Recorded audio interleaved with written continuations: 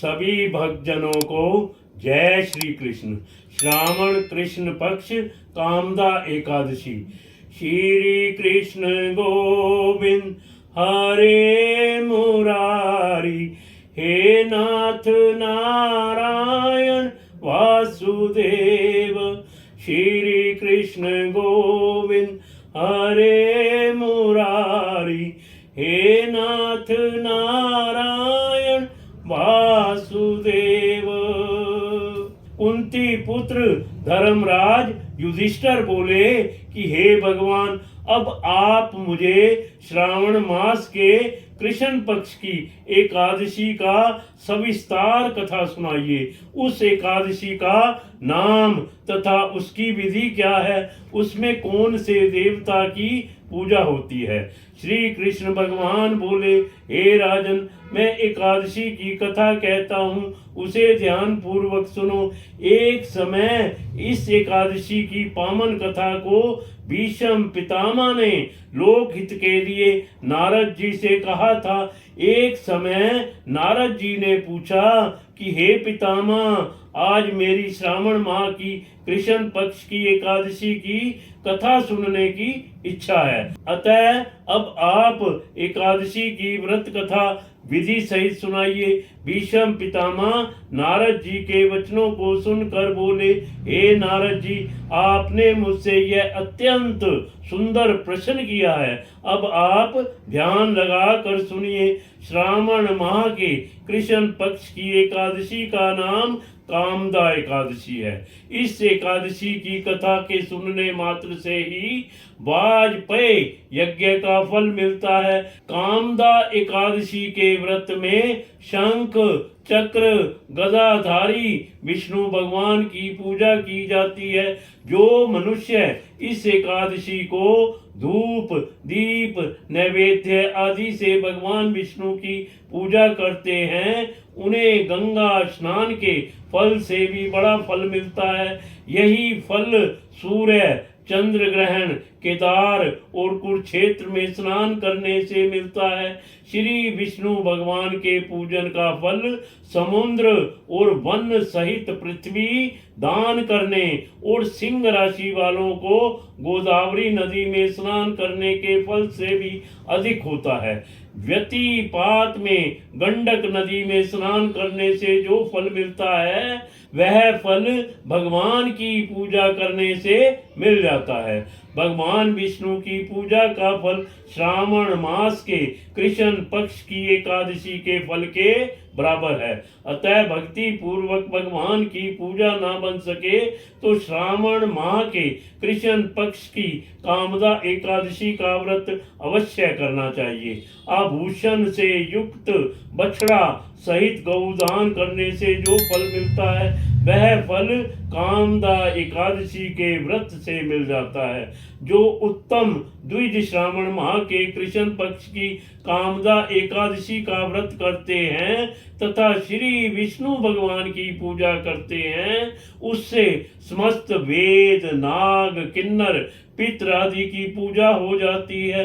हे नारद, स्वयं भगवान ने अपने मुख से कहा है कि मनुष्यों को अध्यात्म विद्या से जो फल मिलता है, उससे अधिक फल कामदा एकादशी का व्रत करने से मिल जाता है। इस व्रत के करने से मनुष्य अंतिम समय अनेक दुखों से युक्त यमराज तथा नरक के दर्शन नहीं करता। कामदा एकादशी के व्रत तथा रात्रि के जागरण से मनुष्य को योनि नहीं मिलती और अंत में वह स्वर्ग लोक को जाता है। जो उत्तम मनुष्य श्रावण माह के कृष्ण पक्ष की कामदा एकादशी को तुलसी से भक्ति पूर्वक श्री विष्णु भगवान की पूजा करते हैं, वे इस संसार सागर में रहते हुए भी इससे इस प्रकार अलग रहते हैं। जिस प्रकार कमल जल में रहता हुआ भी जल से अलग रहता है, भगवान की तुलसी दल से पूजा करने का फल 1 भार स्वर्ण और 4 भार चांदी के दान के फल के बराबर है।